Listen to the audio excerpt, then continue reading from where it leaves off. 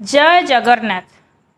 मनीष एही संसार रे जन्म निए एवं दिने ना दिने मृत्यु को वरण करे, किंतु जन्म और मृत्युर एही अनंत चक्र मध्यरे से अनेक समय रे भूली जाए निजर प्रकृत लक्ष्य कौन।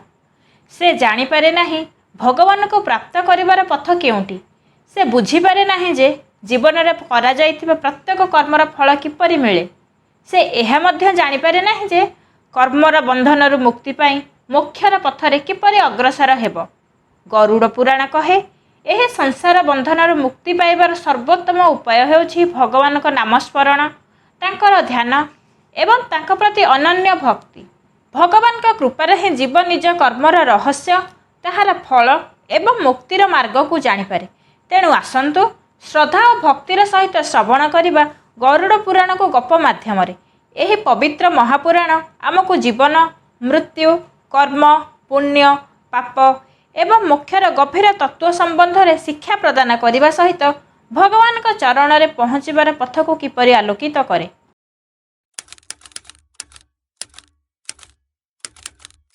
अनेक काल पूर्वर कथा। कलिजुगर अंधकार धीरे धीरे पृथ्वी उपर व्यापीबाक आरंभ करिथिला। धर्म क्षीण हेउथिला। लोकमानक मनरे लोभ, मोह और अहंकार बढ़ुथिला। सही समय रे महर्षि माने चिंतित होई एक पवित्र स्थान रे समावेश हेले। सही स्थान थिला नैमिषारण्य। एही पवित्र अरण्य रे सेमाने एक महायज्ञ आरंभ कले। उद्देश्य थिला कलिजुगर पाप और कलुषता को नाश करिबा एवं भगवान विष्णु को प्रसन्न करिबा। यज्ञर अग्नि जली उठिला। वेदमंत्रर ध्वनि रे समग्र वन मुखरित हेला। ऋषि माने भक्ति भाव रे श्रीहरिଙ୍କ नाम गुणगान करुथिले। सही समय रे सेठाकु आसी पहुँचिले महाज्ञानी सूत मुनि। से थिले महर्षि व्यासदेवଙ୍କ शिष्य एवं समस्त पुराण और शास्त्रर ज्ञाता। ऋषि माने तांकु देखि अत्यंत आनंदित हेले। सम्मानर सहित तांकु आसन देले एवं हाथ जोड़ी कहिले, हे महामुनि, आपण शास्त्र और पुराणर सागर, आमको सही पवित्र कथा शुणातु, जहाँ शुणिले जीवर पाप नाश हुए एवं मुक्तिर पथ प्रशस्त हुए। ऋषि मानकर एपरी भक्ति और विनय देखि सूत मुनि का हृदय प्रसन्न हेला।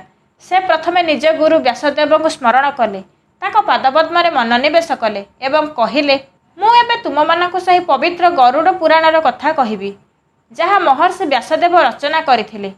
एहाकु मनोयोग सहित शुण। तापरे सूतमुनि कथा आरंभ कले। दिने अनंत वैकुंठ धामरे भगवान विष्णु लक्ष्मी देवी सह विराजमान थिले। चारि पाखरे दिव्य ज्योति झलमल करुथिला।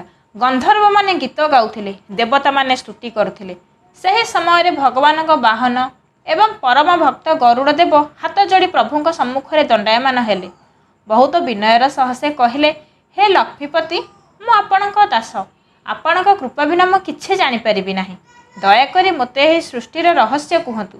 एही जगत किपर सृष्टि हेला, सबु किछिर आरंभ केउठारु? गरुड़क भक्ति भरा प्रश्न शुणी भगवान विष्णु हसिले। तांका मुखमंडलरु करुणा और ज्ञानर आलोक झलसी उठिला। से कहिले, हे गरुड़, तुमे जहाँ पचारिछ ताहा अत्यंत गुप्त और पवित्र ज्ञान। मन दे शुण, मु तुमको सृष्टिर आदि रहस्य कहिबी। एहा कही भगवान विष्णु सृष्टिर आदि कथा वर्णना करने को आरंभ कले। वैकुंठर पवित्र सभारे गरुड़देव भगवान विष्णु सम्मुख में बसिथिले। तांका हृदय रे जानिबार अतुट आग्रह थिला। भगवान विष्णु कहले, हे गरुड़, सृष्टिर आरंभ रे नथिला पृथ्वी, नथिला आकाश, नथिले देवता, नथिले मनुष्य। चारिआडे केवल अनंत जलराशि और गभीर अंधकार विराजमान थिला। सेही अनंत जलर उपरे मु जोग निद्रा रे शयन करुथिली। मोर नाभिरु एक दिव्य पद्म प्रकाश पाइला। सेही पद्म उपरे जन्म नेले चतुर्मुख ब्रह्मा। ब्रह्मा चारिपाखକୁ चाहिले। से निजर उत्पत्ति विषय रे किछि जानु नथिले। चारि दिगरे केवल जल और अंधकार। से चिंता करबाकू लागिले, मु किए, केउठारु आसीछि, मोर कर्तव्य कौन? अनेक वर्ष तपस्या करिया परे से मोर दिव्य दर्शन पाइले। मु तांको सृष्टि कार्यर दायित्व देली। ब्रह्मा सृष्टि कार्य आरंभ करबाकू जाउथिया बेले एक भयंकर घटना घटिगला। मोर कर्णमूलरु जन्म नेइथिबा दुई भयंकर असुर मधु और कैटभ अत्यंत शक्तिशाली होई उठिले। सेमानक अहंकार एते बढ़ीगला जे सेमाने ब्रह्मांक निकटरू वेदगुड़ी को छड़ाई नहीं गभीर रसातल लुचाई देले। वेद बिना सृष्टि कार्य संभव नथिला। ब्रह्मा अत्यंत चिंतित होई पड़िले। से हाथ जोड़ी भगवान को प्रार्थना कले, हे नारायण, ବେଦ ବିନା ମୁଁ ସୃଷ୍ଟି କରିପାରିବି ନାହିଁ। ଦୟାକରି ମୋତେ ରକ୍ଷା କରନ୍ତୁ। ଭକ୍ତର ଡାକ ଶୁଣି ମୁଁ ତତ୍କ୍ଷଣାତ୍ ଏକ ଅଦ୍ଭୁତ ଅବତାର ଧାରଣ କଲି। ମୋର ଦେହ ମାନବର ଭଳି ଥିଲା, କିନ୍ତୁ ମସ୍ତକ ଥିଲା ଅଶ୍ୱର ଭଳି ଦିବ୍ୟ ଓ ତେଜମୟ। ଏହି ରୂପରେ ମୁଁ ହୟଗ୍ରୀବ ଅବତାର ନାମରେ ପରିଚିତ ହେଲି। ମୁଁ ରସାତଳକୁ ଯାଇ ମଧୁ ଓ କୈଟଭ ସହ ଭୟଙ୍କର ଯୁଦ୍ଧ କଲି। ସହସ୍ର ସହସ୍ର ବର୍ଷ ଧରି ସେହି ଯୁଦ୍ଧ ଚାଲିଲା। ଶେଷରେ ମୋର ସୁଦର୍ଶନ ଚକ୍ରର ପ୍ରଚଣ୍ଡ ପ୍ରହାରରେ ସେହି ଦୁଇ ଅସୁର ବିନାଶ ପାଇଲେ। ତାପରେ ମୁଁ ବେଦଗୁଡ଼ିକୁ ଉଦ୍ଧାର କରି ବ୍ରହ୍ମାଙ୍କୁ ଫେରାଇ ଦେଲି। ବେଦ ପ୍ରାପ୍ତ କରି ବ୍ରହ୍ମା ଆନନ୍ଦିତ ହେଲେ। ସେ ମୋତେ ପ୍ରଣାମ କରି ସୃଷ୍ଟି କାର୍ଯ୍ୟ ଆରମ୍ଭ କଲେ। ତାଙ୍କ ମନରେ ଋଷିମାନେ, ପ୍ରଜାପତିମାନେ, ଦେବତାମାନେ ଏବଂ ବିଭିନ୍ନ ଜୀବଜନ୍ତୁ ଉତ୍ପନ୍ନ ହେବାକୁ ଲାଗିଲେ। ଏହିପରି ଭାବରେ ସୃଷ୍ଟିର ବିସ୍ତାର ଆରମ୍ଭ ହେଲା। ଗରୁଡ଼ଦେବ ଆଶ୍ଚର୍ଯ୍ୟରେ ଏହି ଦିବ୍ୟ କଥା ଶୁଣୁଥିଲେ। ତାଙ୍କ ମନରେ ଆଉ ଅନେକ ପ୍ରଶ୍ନ ଜନ୍ମ ନେଉଥିଲା। ସେ ବିନୟର ସହ ପଚାରିଲେ, ହେ ପ୍ରଭୁ, ସୃଷ୍ଟି ହେବା ପରେ ଜୀବମାନଙ୍କର ଜନ୍ମ କିପରି ହୁଏ? ମନୁଷ୍ୟ କିପରି କର୍ମର ବନ୍ଧନରେ ବାନ୍ଧି ହୋଇଯାଏ? ଭଗବାନ ବିଷ୍ଣୁ ମୃଦୁ ହସି କହିଲେ, ହେ ଗରୁଡ଼, ଏବେ ମୁଁ ତୁମକୁ କର୍ମ, ଜନ୍ମ ଓ ମାୟାର ଗଭୀର ରହସ୍ୟ କହିବି।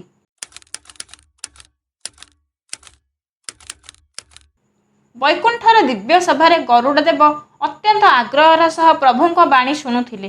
ସୃଷ୍ଟିର ରହସ୍ୟ ଶୁଣିବା ପରେ ତାଙ୍କ ମନରେ ଆଉ ଏକ ପ୍ରଶ୍ନ ଉଦୟ ହେଲା।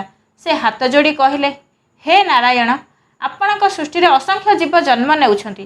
କେହି ସୁଖ ପାଉଛନ୍ତି, କେହି ଦୁଃଖ, କେହି ଧନୀ, କେହି ଦରିଦ୍ର। ଏହାର କାରଣ କ'ଣ? ଜୀବ କାହିଁକି ବାରମ୍ବାର ଜନ୍ମ ଓ ମୃତ୍ୟୁର ଚକ୍ରରେ ପଡ଼ୁଛି?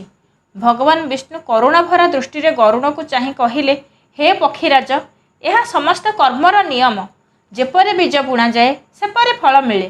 ଜୀବ ଯାହା କରେ ତାହାର ଫଳ ତାକୁ ଭୋଗ କରିବାକୁ ହିଁ ପଡ଼େ। ଆତ୍ମାର ପ୍ରକୃତ ସ୍ୱରୂପ। ପ୍ରଭୁ କହିଲେ, ଆତ୍ମା କେବେ ଜନ୍ମ ନେଉନାହିଁ, କେବେ ମରେ ନାହିଁ। ସେ ଅବିନାଶୀ, ଶାଶ୍ୱତ ଓ ଦିବ୍ୟ।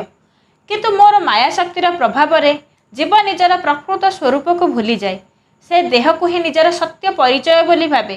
ଏହି ଭୁଲ ଧାରଣାରୁ ତାର ଦୁଃଖର ଆରମ୍ଭ ହୁଏ। ଗରୁଡ଼ଦେବ ମନୋଯୋଗ ସହ ଶୁଣୁଥିଲେ। ଭଗବାନ ପୁଣି କହିଲେ, ମାୟା ଅତ୍ୟନ୍ତ ଶକ୍ତିଶାଳୀ।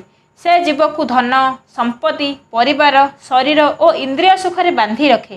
ଜୀବ ଭାବେ, ଏହା ମୋର ଘର, ଏହା ମୋର ଧନ, ଏହା ମୋର ପରିବାର। କିନ୍ତୁ ମୃତ୍ୟୁ ଆସିବା ମାତ୍ରେ ସବୁ କିଛି ଛାଡ଼ି ଯିବାକୁ ପଡ଼େ। କେବଳ କର୍ମ ହିଁ ତାଙ୍କ ସହ ଯାଏ। ଗର୍ଭରେ ଜୀବର ଦୁଃଖ। ଗରୁଡ଼ଦେବ ପଚାରିଲେ, ହେ ପ୍ରଭୁ, ଜୀବ କିପରି ଜନ୍ମ ନିଏ? ଭଗବାନ କହିଲେ, କର୍ମଫଳ ଅନୁସାରେ ଜୀବ ମାତୃଗର୍ଭରେ ପ୍ରବେଶ କରେ। ଗର୍ଭର ଅନ୍ଧକାର ମଧ୍ୟରେ ସେ ଅନେକ କଷ୍ଟ ଭୋଗ କରେ।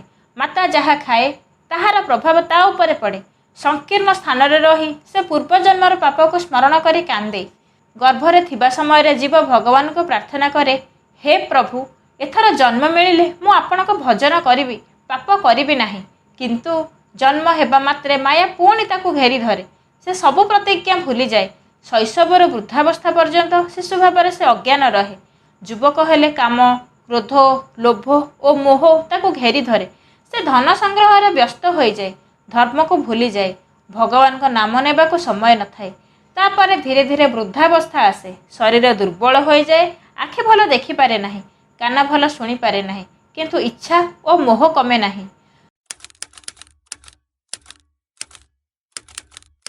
ପ୍ରଭୁ ଗମ୍ଭୀର ସ୍ୱରରେ କହିଲେ, ହେ ଗରୁଡ଼, ମୃତ୍ୟୁ ନିଶ୍ଚିନ୍ତ। ରାଜା ହେଉ କି ଭିକ୍ଷୁକ, ପଣ୍ଡିତ ହେଉ କି ମୂର୍ଖ, ସମସ୍ତଙ୍କୁ ଏକ ଦିନ ଏହି ଶରୀର ଛାଡ଼ିବାକୁ ପଡ଼ିବ।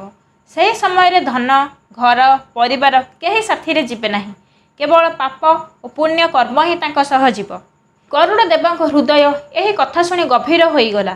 ସେ ବୁଝିପାରିଲେ ଯେ ସଂସାରର ସମସ୍ତ ଆକର୍ଷଣ କ୍ଷଣସ୍ଥାୟୀ। ଗରୁଡ଼ ପୁଣି ପଚାରିଲେ, ହେ ପ୍ରଭୁ, ମୃତ୍ୟୁର ସମୟରେ କ'ଣ ଘଟେ? ଯମଦୂତମାନେ କିପରି ଆସନ୍ତି? ଆତ୍ମା ଶରୀର ଛାଡ଼ିବା ପରେ କେଉଁଠାକୁ ଯାଏ? ଭଗବାନ ବିଷ୍ଣୁ କହିଲେ, ହେ ଗରୁଡ଼, ଏବେ ମୁଁ ତୁମକୁ ମୃତ୍ୟୁର ସେହି ଗଭୀର ରହସ୍ୟ କହିବି, ଯାହା ଶୁଣି ମନୁଷ୍ୟର ହୃଦୟ କମ୍ପି ଉଠେ। ଆଜିର କଥା ଏଠାରେ ବିରାମ ନେଉଛି, କିନ୍ତୁ ଗରୁଡ଼ ପୁରାଣର ଏହି ଦିବ୍ୟ ଯାତ୍ରା ଏବେ ବି ଜାରି ରହିଛି। ଆସନ୍ତା ଭିଡ଼ିଓରେ ଆମେ ଜାଣିବା ଆହୁରି କିଛି ଚମତ୍କାର ରହସ୍ୟ। ସେ ପର୍ଯ୍ୟନ୍ତ ପ୍ରଭୁଙ୍କ ନାମ ସ୍ମରଣ କରନ୍ତୁ, ଧର୍ମର ପଥରେ ଚାଲନ୍ତୁ ଏବଂ ଆମ ସହ ଯୋଡ଼ି ରୁହନ୍ତୁ। ଭିଡ଼ିଓଟି ଭଲ ଲାଗିଥିଲେ ଲାଇକ୍, ସବସ୍କ୍ରାଇବ୍ ଓ ସେୟାର କରନ୍ତୁ। କମେଣ୍ଟରେ ନିଶ୍ଚୟ ଲେଖନ୍ତୁ, ଜୟ ଜଗନ୍ନାଥ। ମହାପ୍ରଭୁଙ୍କ କୃପା ସଦା ଆପଣଙ୍କ ସହ ରହୁ। ଜୟ ଜଗନ୍ନାଥ।